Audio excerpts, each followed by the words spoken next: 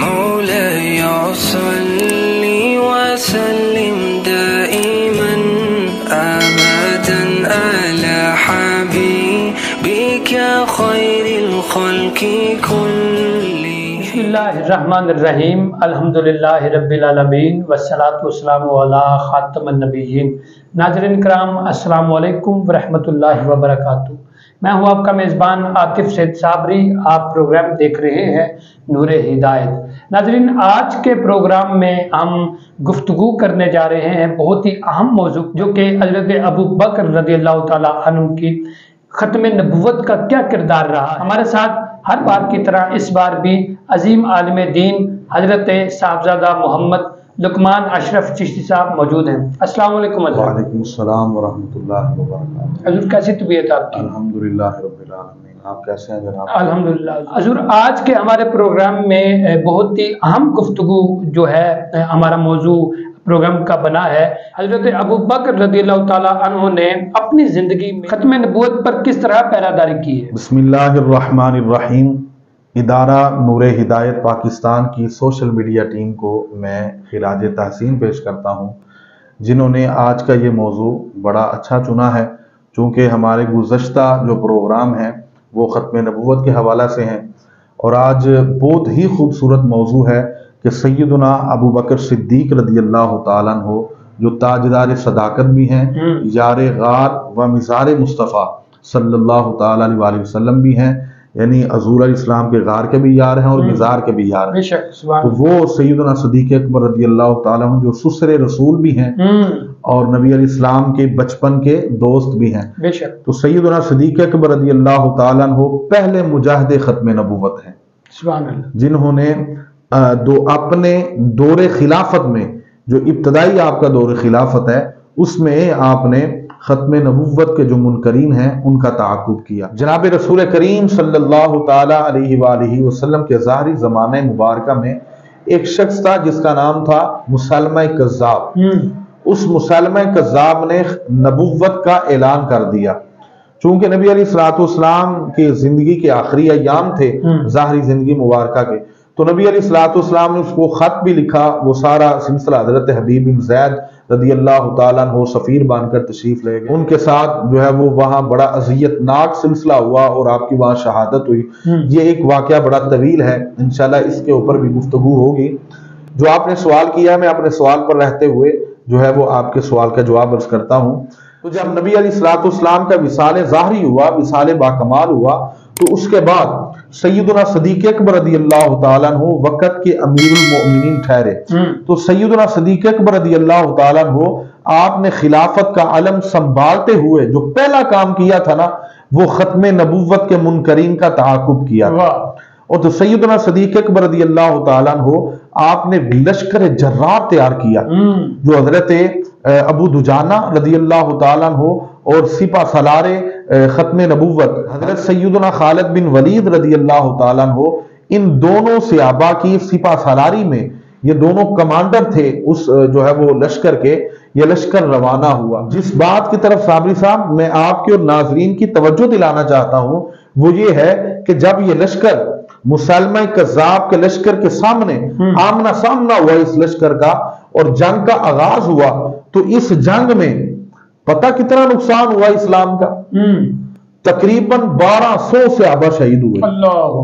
اور ان 1200 صحابہ میں 700 صحابہ وہ تھے جو قرآن کے قاری تھے، جو قرآن کے حافظ تھے. صابری صاحب آج تو قرآن کریم کتابی شکل میں مساجد میں مل جاتا ہے، گھروں میں مل جاتا ہے، کتب خانوں سے مل جاتا ہے، لائبریریوں سے مل جاتا ہے. یہ وہ دور تھا جب کتابی شکل میں قرآن کریم کے نسخے چند ایک، یا قرآن کریم یا چمڑے کے اوپر لکھا ہوا تھا، درختوں کے پتے کے اوپر لکھا ہوا تھا، جس طرح جو صحابہ کے پاس چیز تھی وہاں قرآن کی آیتیں لکھی ہوئی تھی.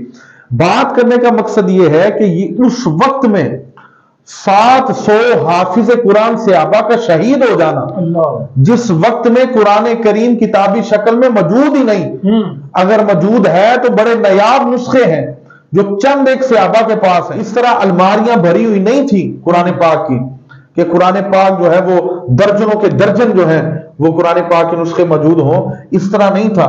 اس دور میں 700 صحابہ کا شہید ہو جانا، وہ جو حافظ قرآن تھے، یہ بہت بڑا نقصان تھا۔ بے شک اللہ۔ ایک نقصان یہ، اور پھر دوسرا نقصان سنیں، تاجدار کائنات صلی اللہ تعالی علیہ وسلم کے صحابہ نے ایک قانون بنایا کہ جو صحابہ بدر کے جنگ میں شامل ہوئے تھے نا، غزوہ بدر میں شامل ہوئے تھے، وہ صحابہ جو ہے وہ آئندہ یعنی کوئی بدری صحابہ کسی جنگ میں شامل نہیں ہوگا، کیونکہ یہ بزرگ صحابہ ہیں، بطور تبرک یہ ہمارے اندر موجود رہیں گے، ہماری رہنمائی کریں گے، ہمیں دین اسلام کے حوالہ سے آگاہ کریں گے، ہمیں رسول کریم علیہ السلام کی محبت کے حوالہ سے آگاہ کریں گے، تو یہ صحابہ آئندہ کسی جنگ میں شامل نہیں ہوں گے۔ تو جب یہ وقت آیا ختم نبوت کی حفاظت کا، تو سیدنا صدیق اکبر رضی اللہ تعالیٰ عنہ نے عام اعلان فرما دیا۔ آپ نے فرمایا بھائی کوئی بدری صحابی ہو یا احد والا صحابی ہو، فرمایا تمام تر صحابہ اس جنگ کے جو ہے وہ حصہ بنے، اس جنگ میں شامل ہوں جو حضور کی عزت کے لیے ہے، حضور کی ختم نبوت کی حفاظت کے لیے ہے۔ صابری صاحب 1200 صحابہ جس طرح میں نے عرض کیا کہ اس جنگ میں شہید ہوئے، بہت بڑا نقصان ہے۔ آپ یہاں سے اندازہ لگائیں کہ تاجدار کائنات صلی اللہ علیہ وسلم نے 40 سال کی عمر میں اعلان نبوت فرمایا، اور نبی علیہ السلام نے 63 سالہ عمر میں آپ کا وصال با کمال ہوا ہے۔ یہ دورانیہ بنتا ہے 23 سال کا۔ اس 23 سالہ دورانیہ میں 27 غزوات ہوئے، 27 جنگیں ہوئی ہیں، جن میں بنفس نفیس نبی علیہ السلام نے شمولیت اختیار کی، جس کے کمانڈر ان چیف تاجدار کائنات صلی اللہ علیہ وسلم خود تھے۔ ان 27 غزوات کے، ان 27 غزوات میں آپ کے علم میں ہے کتنے صحابہ شہید ہوئے ہیں؟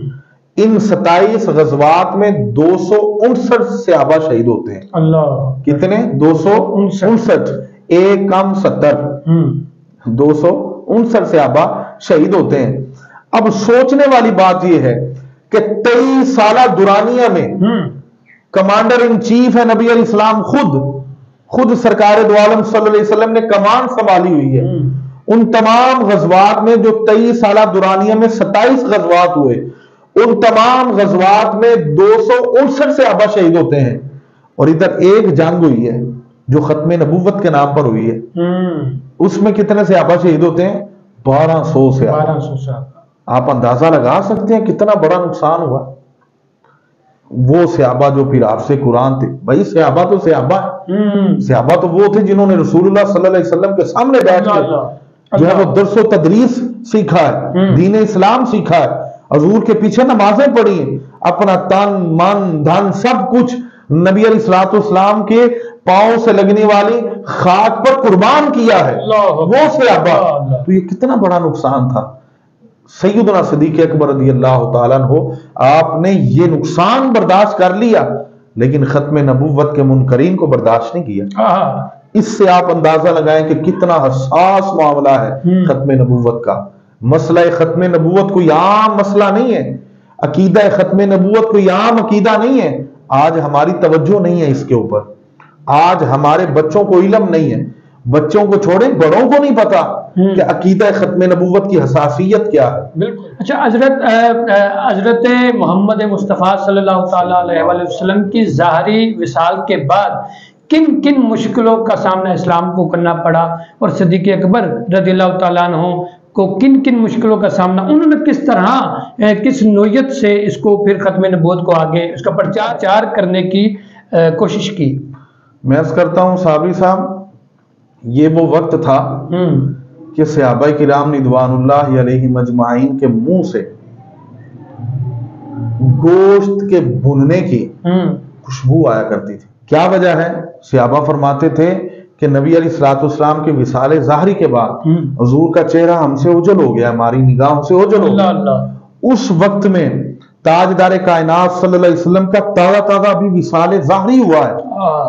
اس وقت آپ اندازہ کریں وہ صحابہ جن کا دن طلوع ہوتا تھا تو سرکار کا چہرہ دیکھتے تھے، رات کی تاریکی آتی تھی تو سرکار کا چہرہ دیکھتے تھے، وہ صحابہ جو سرکار کے پیچھے نمازیں پڑھا کرتے تھے، ان کے دلوں پر کیا گزرتی ہوگی کہ سرکار دو عالم صلی اللہ علیہ وسلم اب ہمیشہ کے لیے ہماری آنکھوں سے اوجھل ہو گئے۔